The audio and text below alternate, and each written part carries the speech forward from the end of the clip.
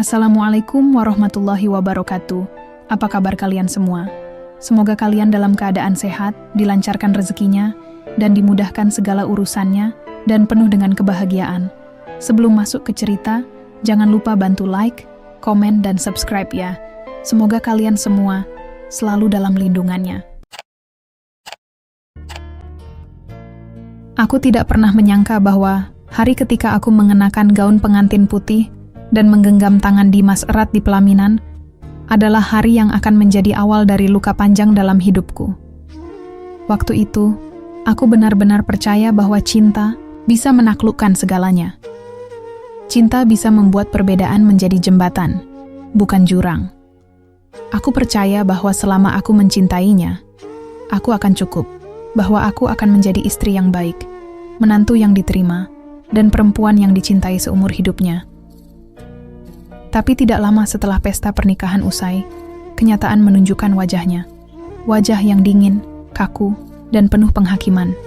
Itu datang dari ibu mertuaku, Bu Lestari. Sejak awal, aku tahu beliau tidak pernah menyukaiku.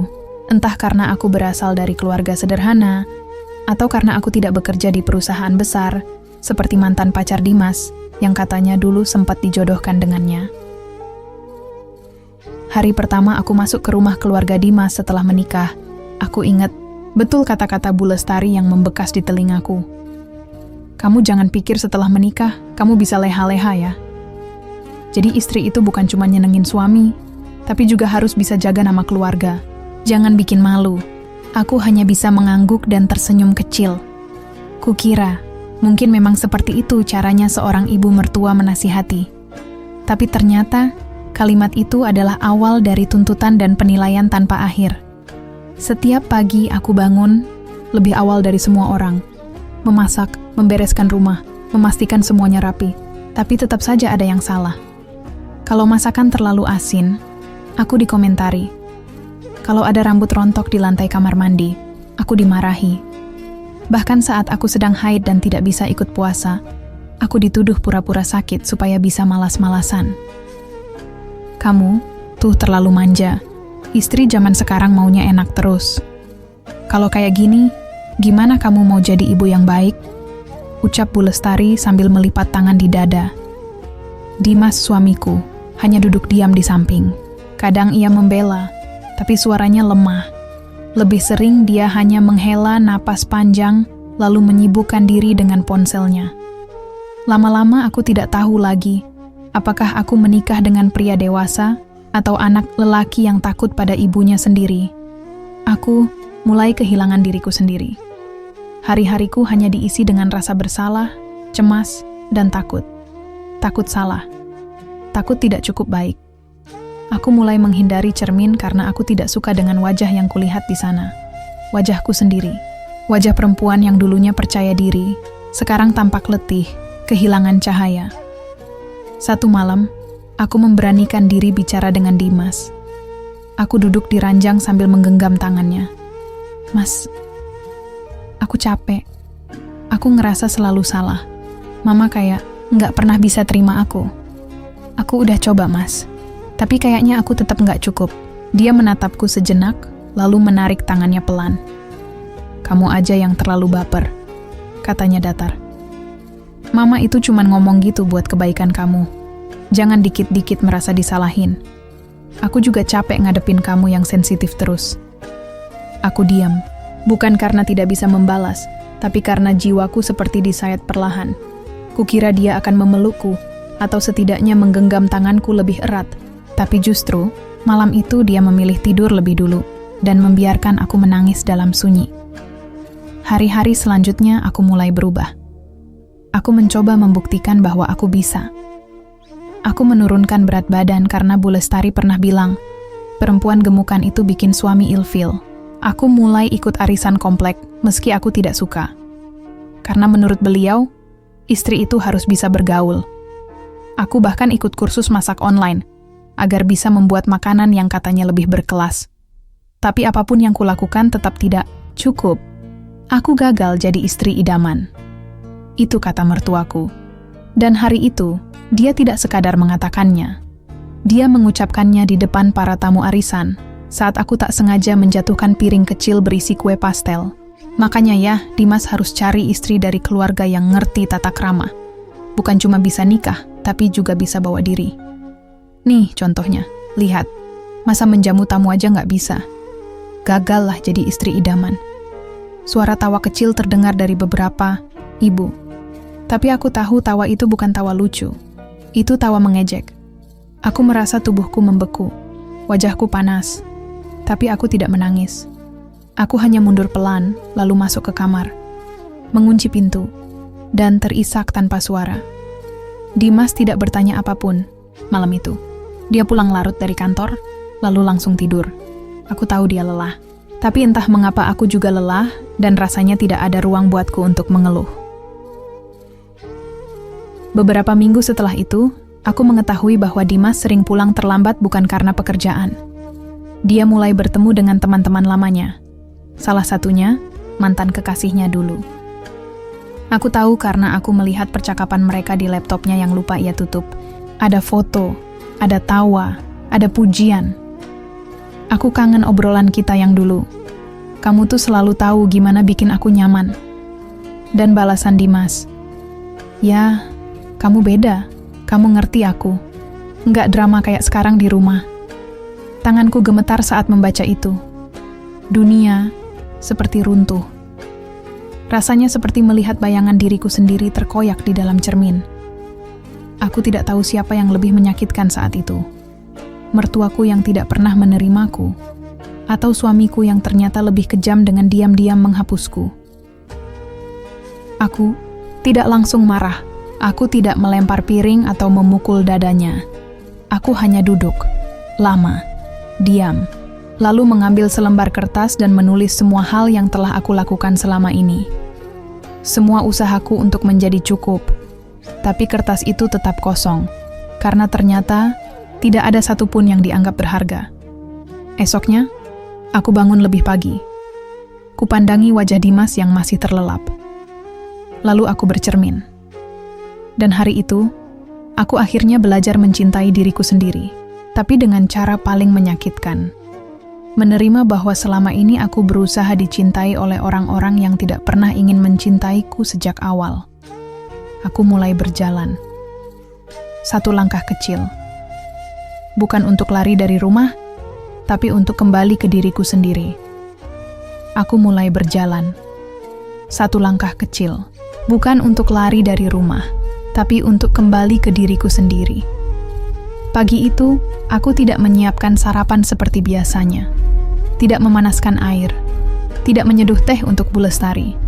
Tidak mengecek ulang setrikaan seragam kerja Dimas.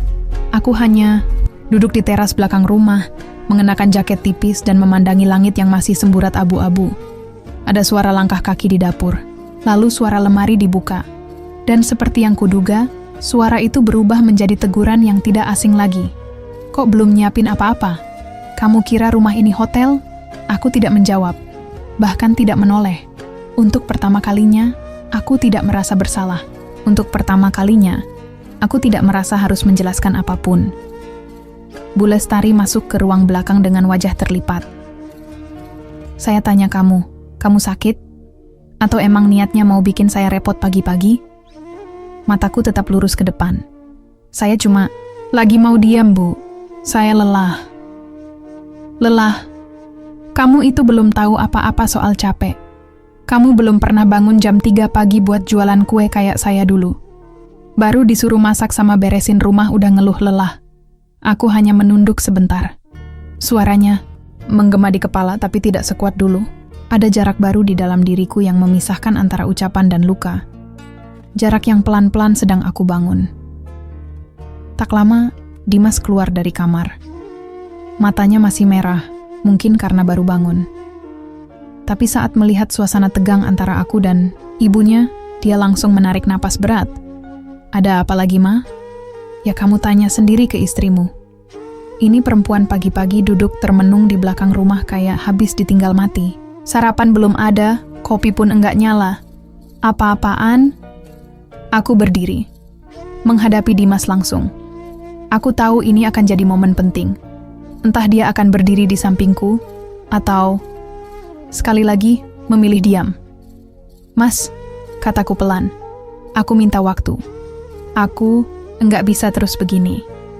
Aku enggak bisa bangun tiap hari cuma buat merasa bersalah. Aku manusia, Mas. Aku bukan robot yang harus sempurna tiap detik. Dia menatapku, tapi tidak ada empati di matanya. Yang kulihat hanya kekesalan yang ia tahan agar tidak meledak di depan ibunya. Kamu ini, kenapa sih belakangan jadi drama terus? Rumah tangga itu emang harus sabar. Mama itu keras karena sayang. Kamu mikir dong. Jangan maunya dimengerti terus.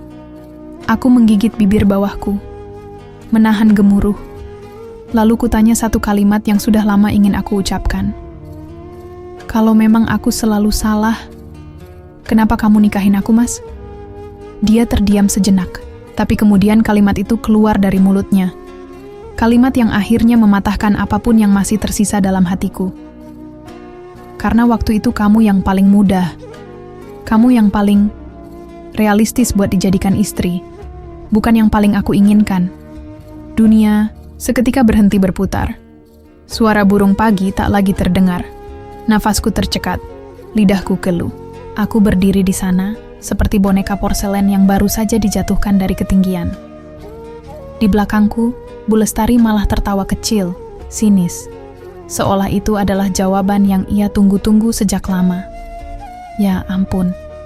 Akhirnya kamu ngomong juga, Mas. Dari dulu Mama udah bilang, dia itu bukan pilihan yang cocok buat kamu. Tapi kamu ngeyel. Aku tidak tahu bagaimana aku bisa tetap berdiri. Kakiku gemetar, tapi hatiku lebih parah. Itu bukan hanya luka, itu penghinaan. Itu pembatalan atas semua yang pernah kami jalani bersama. Atas semua cinta yang pernah aku berikan. Dan semua air mata yang aku tahan. Siang itu, aku pergi ke rumah ibuku. Tanpa koper, tanpa rencana, tanpa banyak bicara. Hanya membawa satu tas kecil berisi dompet, charger ponsel, dan sehelai kardigan, abu-abu. Saat aku tiba, ibuku memelukku erat. Pelukan yang selama ini aku rindukan. Pelukan yang tidak menuntut apa-apa, tidak menilai, tidak menghakimi. Hanya diam dan hangat. Aku gagal, Bu. Bisikku di pelukannya. Tapi ibuku tidak mengangguk, juga tidak menyangkal. Ia hanya mengelus rambutku perlahan. Kadang, Nak, kegagalan itu bukan karena kamu salah. Tapi karena kamu terlalu lama mencoba menyenangkan orang yang memang tidak mau disenangkan. Aku menangis di sana. Benar-benar menangis. Bukan air mata. Diam seperti yang kutumpahkan tiap malam di kamar mandi rumah mertua. Tapi tangisan yang akhirnya bisa keluar dari kedalaman paling jujur dalam hatiku. Beberapa hari aku di rumah ibu. Dimas tidak menelepon, tidak mencariku. Hanya satu pesan WhatsApp yang ia kirim. Kamu harus dewasa. Kalau masalah kayak gini aja, kabur. Gimana nanti kalau ada anak? Pesan itu kubaca berkali-kali. Tapi bukan karena aku berharap. Justru karena aku ingin benar-benar yakin. Aku menikah dengan pria yang tidak mengenal hatiku. Dan tidak peduli jika ia melukainya berkali-kali. Bu Lestari juga tidak menghubungi. Dan entah kenapa, aku tidak terkejut. Aku hanya merasa aneh karena selama ini aku begitu ingin disayang olehnya, sampai aku lupa menyayangi diriku sendiri. Hari keempat di rumah ibu, aku memutuskan untuk kembali ke rumah. Bukan untuk minta maaf, tapi untuk mengambil semua yang menjadi milikku, termasuk harga diriku yang selama ini tertinggal di sana. Aku tiba siang hari. Dimas sedang duduk di ruang tamu, bermain game di ponselnya. Ia hanya menoleh sekilas saat aku masuk. Udah selesai dramanya? Tanyanya tanpa ekspresi. Aku mengangguk kecil. Udah, ini akhir dari dramanya. Tanpa banyak bicara, aku masuk kamar dan mulai membereskan bajuku. Bukan semua, hanya yang perlu. Aku tidak butuh banyak. Aku hanya ingin keluar dari tempat yang tidak mengenal cinta. Dimas mengikuti dari belakang, berdiri di ambang pintu. Kamu serius? Cuman gara-gara ucapan orang, kamu mau ninggalin rumah? Aku berhenti melipat jaket, lalu menatapnya. Dalam. Mas, kamu tahu nggak? Luka paling dalam itu bukan dari bentakan atau tamparan. tapi dari kalimat yang meremehkan semua perjuangan. Dan kamu udah ngelakuin itu ke aku. Dia menggeleng pelan, mencoba tertawa sinis, tapi tawanya hampa. Jadi sekarang, kamu mau cerai? Aku tidak langsung menjawab, tapi aku menatap matanya untuk terakhir kali. Dan dalam tatapan itu, aku menyampaikan semua yang tidak bisa terucap dengan kata. Bukan. Aku tidak ingin bercerai. Aku ingin bebas. Bebas dari pernikahan yang tidak mengenal cinta. Bebas dari rumah yang lebih mirip penjara batin. Bebas dari status sebagai istri idaman yang tidak pernah aku daftarkan sendiri. Dan saat aku keluar dari rumah itu, aku tahu, luka ini mungkin tidak akan sembuh dalam semalam. Tapi untuk pertama kalinya, aku berjalan bukan karena aku kabur. Aku berjalan karena aku akhirnya tahu arah yang harus kutuju. Aku memilih diriku. Walau harus berdarah dulu untuk bisa memeluknya kembali, aku memilih diriku. Walau harus berdarah dulu untuk bisa memeluknya kembali, tapi memilih diri sendiri bukan berarti segalanya langsung menjadi mudah. Aku kira setelah aku keluar dari rumah, itu aku akan merasa lega, ringan, bebas. Nyatanya, malam pertama aku tidur di kamar masa kecilku lagi, aku menangis sendirian. Bukan karena menyesal, tapi karena takut. Takut menjadi sendiri, takut menghadapi pandangan orang, takut dijadikan bahan gosip tetangga, takut dianggap perempuan gagal. Hari-hari berlalu lambat. Setiap pagi aku bangun dan menatap langit-langit kamar, menunggu ada suara ponsel berdering. Aku berharap, mungkin Dimas akan menelepon, mungkin ia akan mengatakan bahwa ia menyesal. Mungkin ia sadar bahwa kata-katanya melukai, tapi tidak. Yang kutunggu tidak pernah datang. Sebaliknya, kabar yang sampai padaku justru lebih menyakitkan. Dari seorang teman yang masih satu kompleks dengan Dimas, aku mendengar bahwa kini rumah itu lebih sering kosong. Dimas mulai sering menginap di luar kota, katanya untuk kerja. Tapi aku tahu, dia hanya mencari ruang di mana dia tidak perlu melihat sisa-sisa kehadiranku. Dan Bu Lestari, dia malah menyebarkan kisah versinya sendiri. Dia itu kabur karena nggak tahan diatur. Padahal saya cuma mau dia jadi istri yang benar. Zaman sekarang banyak perempuan malas, dikit-dikit baper, dikit-dikit bilang tertekan. Lah, rumah tangga kan emang begitu. Bukan sinetron. Aku dengar itu dari ibu. Dengan hati-hati, ibu menyampaikannya padaku. Tapi aku tahu dari raut wajahnya, beliau marah. Sangat marah. Bukan hanya karena anaknya disakiti, tapi karena tahu aku pernah menahan semuanya sendirian terlalu lama. Apa kamu yakin mau terus bertahan dalam pernikahan kayak gitu, Nah? Tanya ibu suatu malam sambil membuatkan teh manis hangat. Aku menatap uap dari cangkirku, lalu menjawab pelan. Aku nggak yakin dengan apapun sekarang, Bu. Aku cuma tahu satu hal.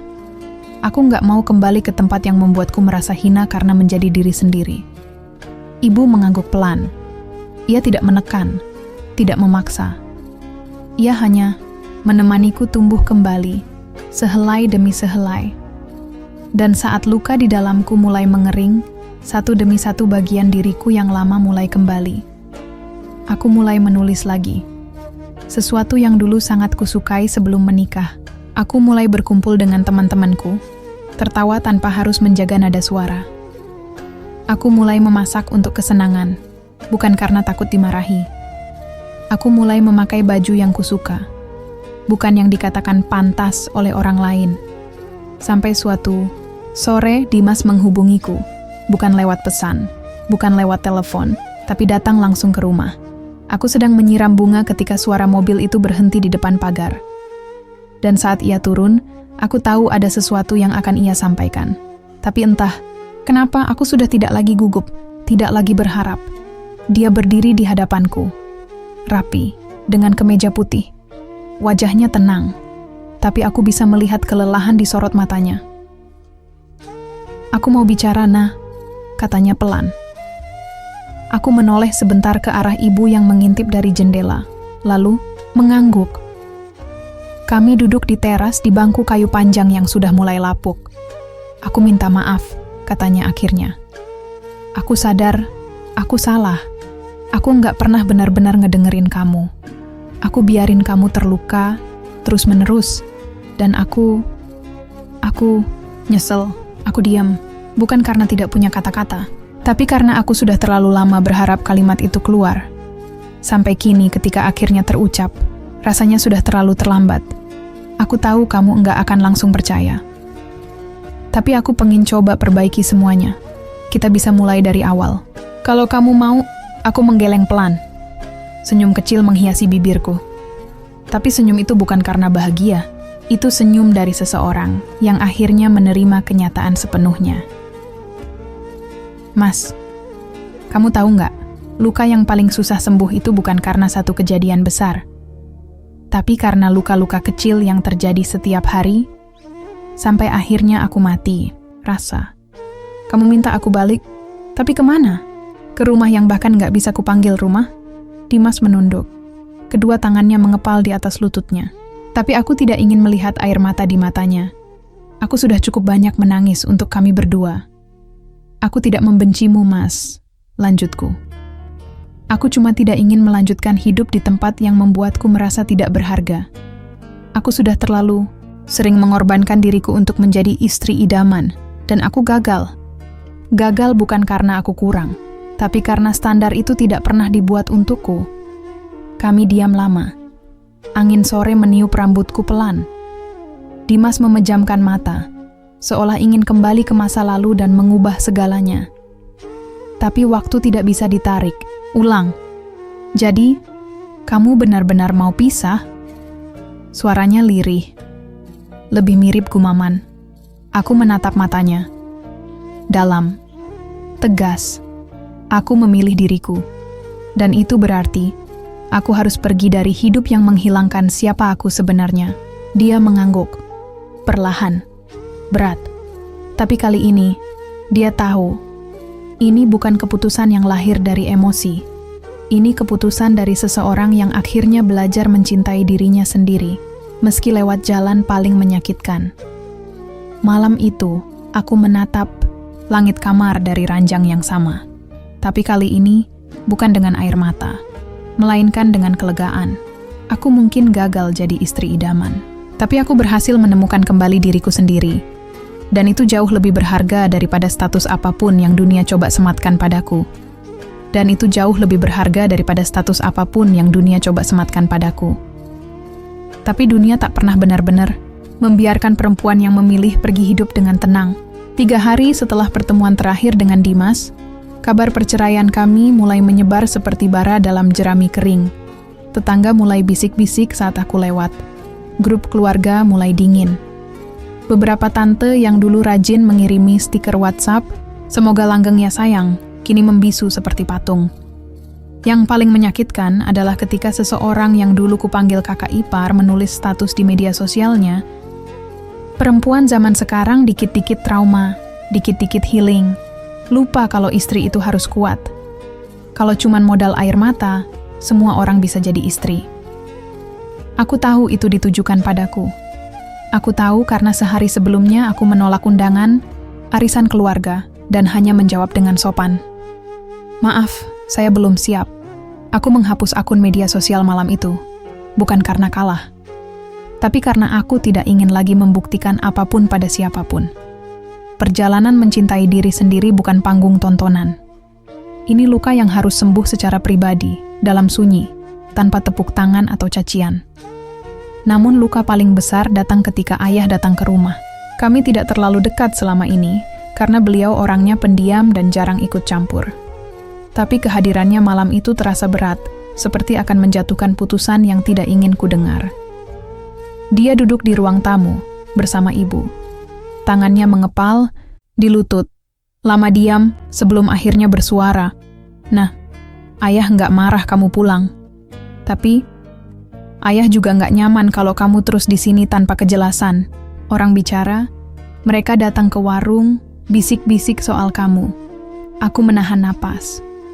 Kalau kamu memang nggak mau balik ke Dimas, ya sudah. Tapi kamu harus siap hidup mandiri. Jangan cuma diam di sini, nunggu simpati. Kata-kata itu menghujam. Pedihnya tidak karena ayah salah, tapi karena aku tahu dia benar. Dan saat itulah aku sadar, proses mencintai diri sendiri juga berarti membuktikan pada diriku sendiri bahwa aku bisa berdiri, dengan atau tanpa siapapun. Malam itu aku tidak tidur. Aku hanya duduk di meja belajar, lama yang sudah berdebu. Di atasnya ada foto masa kecilku sedang memegang piala lomba membaca puisi. Aku menatap gadis kecil itu lama, lalu aku bertanya dalam hati, "Kapan terakhir kali kamu merasa bangga pada dirimu sendiri, Nah?" Aku mengambil napas dalam-dalam, lalu mengambil laptop yang sudah lama tersimpan. Kubuka dokumen kosong. Tanganku bergetar saat mulai mengetik, "Namaku, Reina. Aku bukan istri idaman, bukan juga perempuan sempurna, tapi aku manusia. Dan aku ingin kalian tahu, bagaimana rasanya hidup ketika cinta hanya jadi label kosong." Aku menulis. Menulis dengan hati yang terbuka dan luka yang belum sepenuhnya sembuh. Aku menulis bukan untuk balas dendam, tapi untuk menyembuhkan. Satu kata demi satu kata, aku menyulam kembali serpihan diriku yang dulu tercerai-berai di lantai rumah mertua, di dapur yang penuh tuntutan, di kamar yang selalu dingin walau tertutup rapat. Beberapa minggu kemudian, tulisanku kuunggah ke sebuah platform menulis digital. Awalnya hanya dibaca puluhan orang. Tapi entah bagaimana, seminggu kemudian, tulisanku dibagikan ribuan kali. Komentar mulai datang. Ada perempuan dari Surabaya yang bilang, "Kamu menulis apa yang aku rasakan, tapi tidak pernah bisa aku ucapkan." Ada ibu 3 anak dari Bandung yang menulis, "Aku ingin memeluk kamu dan juga memeluk diriku sendiri yang selama ini kupaksa kuat." Aku menangis malam itu, bukan karena sedih, tapi karena untuk pertama kalinya aku merasa terdengar. Dan ketika penerbit kecil menghubungiku untuk menerbitkan tulisanku menjadi buku, aku tahu Tuhan mungkin membiarkanku terluka bukan untuk dihancurkan, tapi untuk disusun ulang jadi sesuatu yang lebih utuh. Namun hidup bukan cerita dongeng yang berhenti di saat cahaya kembali. Justru saat aku mulai bangkit, Dimas datang lagi. Kali ini bukan dengan suara lembut atau kalimat penyesalan. Ia datang membawa surat. "Gugatan," katanya. Singkat. Wajahnya tidak sekeras dulu, tapi juga tidak selembut harapan yang sempat kupeluk. "Aku capek. Kita jalan masing-masing aja. Daripada terus begini." Mama juga udah bilang, ini yang terbaik. Aku tidak terkejut, bahkan tidak menangis. Aku hanya menerima surat itu dengan tenang dan mengangguk. "Tapi aku cuma minta satu hal, Mas," kataku, sebelum ia pergi. "Apa?" "Jangan pernah bilang ke siapapun bahwa aku pergi karena lemah. Aku pergi karena aku memilih untuk bertahan. Tapi bukan di tempat yang terus-menerus melukaiku." Dimas tidak menjawab. Tapi saat ia melangkah pergi, aku tahu. Ini adalah kali terakhir kami menjadi bagian dari satu cerita. Dan malam itu, aku menyalakan lilin kecil di kamar. Bukan lilin doa, bukan lilin hias, tapi lilin yang kubeli sendiri. Untuk menemani malam, pertama aku resmi berdiri sendiri sebagai perempuan yang tidak lagi diikat oleh status, ya tapi oleh pilihan. Aku memeluk diriku sendiri. Masih ada rasa sakit, tentu. Masih ada takut, iya. Tapi untuk pertama kalinya, aku tidak merasa sendirian. Karena kini, aku punya diriku sendiri. Dan itu lebih dari cukup. Dan itu lebih dari cukup. Tapi, ternyata, cukup pun tak selalu berarti tenang. Semenjak Dimas resmi menggugat cerai, namaku seperti dijemur di tengah lapangan. Terbuka, basah, jadi tontonan. Aku mendengar dari teman sekolah adikku, kalau guru mereka membicarakan kisahku dalam rapat komite. Aku melihat sendiri, mata-mata yang biasanya hangat kini melengkung sinis saat berpapasan di pasar. Cantik-cantik, tapi nggak bisa jaga rumah, tangga. Kalimat itu ku dengar jelas dari 2 ibu yang sedang memilih cabai di kios sebelah. Mereka tidak tahu aku berdiri hanya 2 langkah dari mereka. Atau mungkin mereka tahu, tapi memang ingin aku dengar. Aku menahan napas, menyelipkan uang ke tangan penjual, dan berjalan cepat.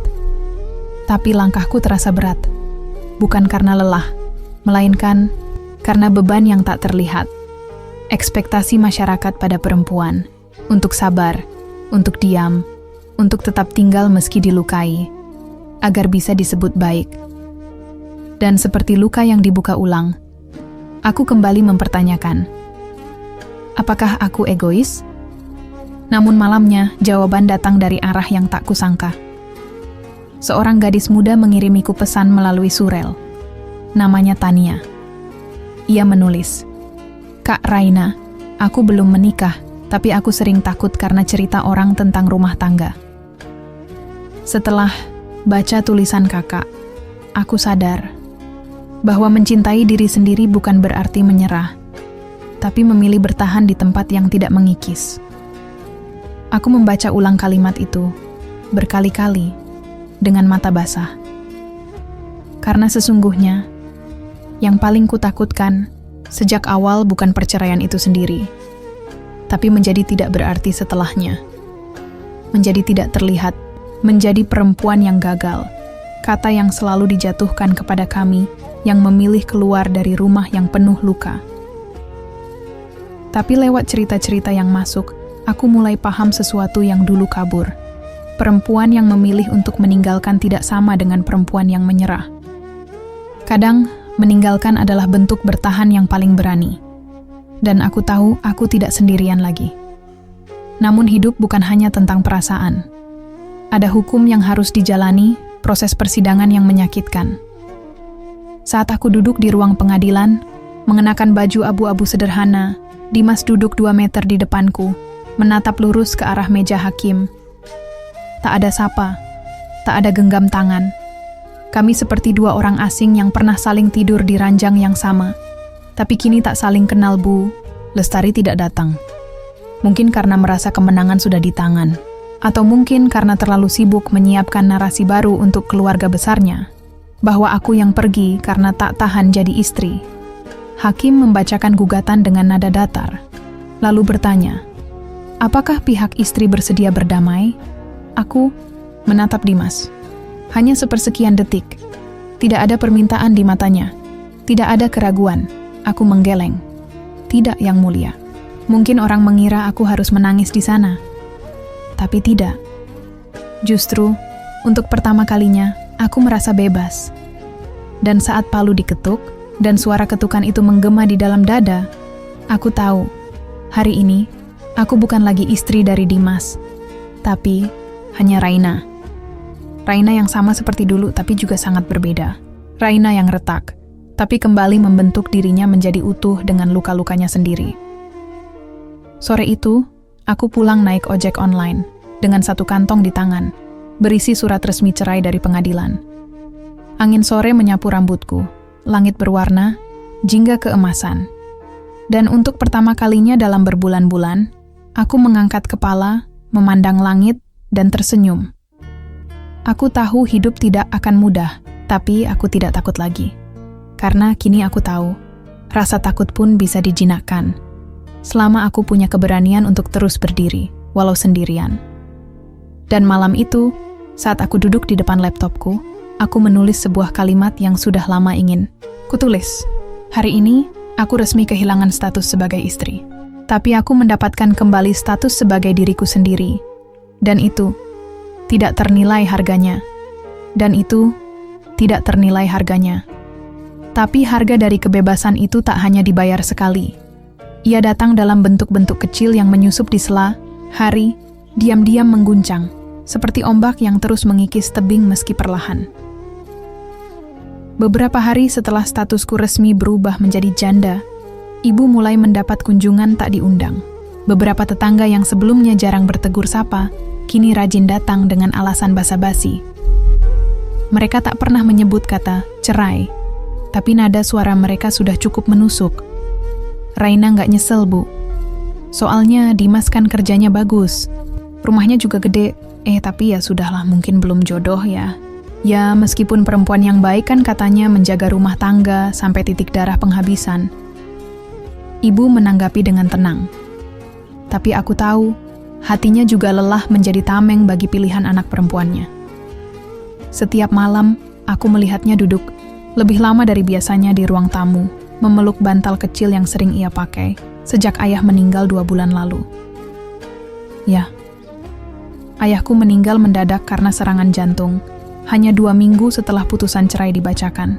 Tak sempat aku memeluknya lagi. Tak sempat ia melihat aku benar-benar bangkit. Ia pergi dengan membawa keresahan yang tak sempat diucapkan. Tentang anak perempuan yang harus melanjutkan hidup sendiri di dunia yang tak selalu ramah. Kehilangan ayah adalah hantaman yang membuatku kembali terhuyung. Aku bertanya-tanya, kalau ayah tahu aku akan menjadi begini, masihkah ia membiarkanku pergi dari rumah yang dulu penuh luka itu? Ataukah ia berharap aku tetap bertahan demi menjaga wibawa keluarga di mata orang lain? Dan lagi-lagi aku harus menelan kenyataan pahit. Hidup tak selalu memberi kita waktu untuk menjawab semua pertanyaan. Dalam duka yang membalut, aku kembali tenggelam dalam tulisanku. Naskah buku yang kutulis selesai lebih cepat dari target. Penerbit menyambut hangat, bahkan mengajakku ikut dalam tur peluncuran kecil-kecilan di beberapa kota. Tapi saat hari peluncuran tiba, dan aku berdiri di depan puluhan orang, perempuan muda, ibu rumah tangga, mahasiswi, bahkan seorang nenek berusia 60, aku tak bisa menahan gemetar di tangan. Aku mengambil mikrofon, menatap mereka, dan untuk sesaat tak bisa berkata-kata. Lalu aku berkata, saya bukan korban, tapi saya juga bukan pahlawan. Saya hanya seseorang yang memilih tidak terus tinggal di tempat yang membuat saya lupa siapa diri saya. Dan hari ini, saya berdiri di sini bukan sebagai penulis, bukan sebagai mantan istri siapapun, tapi sebagai perempuan yang berani memeluk dirinya sendiri, utuh dengan semua luka. Suara tepuk tangan memenuhi ruangan, tapi yang membuat mataku basah adalah ketika satu perempuan berdiri, memeluk bayinya di dada, dan berkata lirih, "Terima kasih karena sudah bicara untuk banyak dari kami yang masih diam."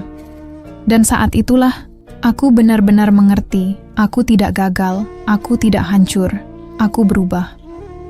Dan perubahan itu menyakitkan, ya, tapi juga membebaskan. Beberapa bulan setelah tur berakhir, aku menyewa kamar kecil di sebuah kota baru. Tidak megah, tapi cukup. Aku mulai menulis secara penuh, menjadi pembicara di komunitas kecil, mengisi kelas menulis online. Hidupku tidak kaya, tapi untuk pertama kalinya, aku tidak merasa miskin dalam hal apapun yang penting. Hingga suatu malam, aku mendapat pesan singkat dari nomor tak dikenal. Nah, ini Dimas. Aku nggak minta apa-apa. Aku cuma mau bilang, kemarin aku lihat bukumu di toko.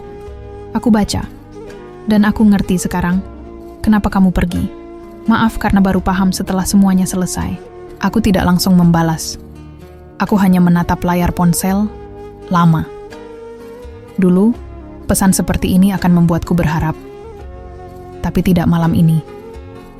Karena malam ini, aku sedang duduk di dekat jendela dengan secangkir teh dan naskah kedua yang sedang kutulis. Di luar jendela, kota asing ini mulai terasa seperti rumah. Dan aku sadar, rumah bukan tentang dinding atau atap. Rumah adalah tempat di mana aku tidak perlu menyembunyikan air mata atau meminta izin untuk bahagia. Akhirnya, aku membalas pesannya. Singkat saja, terima kasih sudah membaca. Aku pun memaafkan, tapi sekarang aku sedang mencintai hidupku. Tolong jangan ganggu lagi, kututup ponselku. Dan untuk pertama kalinya dalam hidupku yang baru ini, aku tertawa. Lelucon receh yang kulihat di internet membuatku tertawa. Tertawa lepas, tanpa beban, tanpa takut. Karena ternyata, menjadi perempuan sendiri tidak membuatku sendirian. Aku punya duniaku. Aku punya suaraku. Aku punya diriku. Dan itu lebih dari cukup. Dan itu lebih dari cukup. Aku mulai terbiasa dengan kesunyian yang dulunya terasa menakutkan. Tidak ada lagi pintu dibanting. Tidak ada lagi suara nyaring menuntut sarapan di pagi hari. Tidak ada lagi bisik-bisik mertua di balik dinding yang mengatakan, aku tak cukup layak. Kini, satu-satunya suara yang kudengar saat pagi adalah gemericik air dari ketel yang kupanaskan sendiri dan detak jam dinding yang mengingatkanku. Waktu terus berjalan, dengan atau tanpa luka yang ingin terus kubawa. Naskah keduaku akhirnya selesai. Judulnya, perempuan yang memilih pergi. Kali ini bukan hanya kisahku. Aku menulis tentang perempuan-perempuan lain yang pernah kutemui selama perjalanan, yang memilih diam, yang memilih bertahan, dan yang akhirnya memilih melangkah. Penerbit menyambut hangat. Kali ini mereka memberiku ruang lebih besar, bukan hanya sekadar peluncuran, tapi tur nasional. Aku hampir tidak percaya saat menyadari hidup yang dulu serasa reruntuhan, kini mulai dibangun kembali, bata demi bata, oleh tanganku sendiri. Sampai suatu hari, saat berada di sebuah kota kecil di Jawa Tengah untuk sesi bedah buku, seorang perempuan paruh baya menghampiriku setelah acara. "Namamu Raina, ya?" tanyanya pelan. "Kamu mantan menantu Bu Lestari?" Aku terdiam sejenak. "Iya, ibu kenal beliau?" Perempuan itu tersenyum samar. "Dia adik sepupuku. Kami memang sudah lama tak berhubungan. Tapi aku mengikuti kisahmu, lewat tulisanmu. Aku hanya mau bilang, kamu melakukan hal yang benar. Kadang, perempuan seperti kita memang harus membayar harga untuk bisa hidup sebagai diri sendiri. Tapi percayalah, harga itu akan kembali dalam bentuk yang lain." Aku menggenggam tangan beliau, erat menahan air mata yang kembali menggenang. Dunia ini sempit, tapi hati yang penuh bisa menjangkau tempat yang lebih luas daripada dendam. Setelah tur usai, aku pulang ke kontrakanku. Hari itu hujan deras. Di sela suara rintik hujan dan aroma tanah basah, aku menyalakan ponselku dan membuka email. Ada satu pesan baru. Dari Editor Senior, Kompasiana. Subjek, undangan penulis tetap mereka memintaku bergabung sebagai penulis kolom tetap. Tulisanku akan tayang mingguan. Tak perlu menulis tentang rumah tangga atau trauma terus-menerus. Mereka ingin aku menulis tentang kehidupan, tentang jadi perempuan, tentang bertumbuh, tentang jatuh tapi bangkit dengan cara yang manusiawi. Dan di sana, aku tahu, aku tak lagi terikat oleh narasi lama. Aku bukan lagi hanya mantan istri Dimas, atau perempuan yang ditolak mertua, atau gagal jadi istri idaman. Aku adalah Raina yang pernah gagal, pernah jatuh, pernah dikatakan terlalu sensitif, terlalu lemah, terlalu keras kepala, tapi juga perempuan yang tidak menyerah, yang memilih mencintai dirinya sendiri, walau dengan cara paling menyakitkan, dengan kehilangan, dengan ditinggal, dengan dihina, dengan berjalan sendirian melewati malam-malam tanpa pelukan siapapun. Aku pernah mengira bahwa bahagia adalah ketika aku bisa membuat semua orang menyukaiku. Tapi ternyata, bahagia adalah ketika aku bisa memaafkan diriku sendiri atas semua yang tidak bisa aku pertahankan. Malam itu, aku menutup laptop, meraih cermin kecil di meja, dan menatap wajahku sendiri. Ada garis lelah di sekitar mata, tapi juga ada cahaya yang baru, keyakinan. "Terima kasih ya," bisikku pelan pada bayangan di cermin. "Karena kamu tidak berhenti, karena kamu bertahan meski sendirian. Dan untuk pertama kalinya, aku tidak merasa sedih saat mengucapkannya. Karena aku tahu, di balik semua luka yang kubawa, aku menemukan sesuatu yang tak pernah diberikan siapapun padaku selama ini, diriku sendiri. Aku mencintai perempuan yang kulihat di cermin itu. Dan cinta itu akhirnya menyelamatkanku."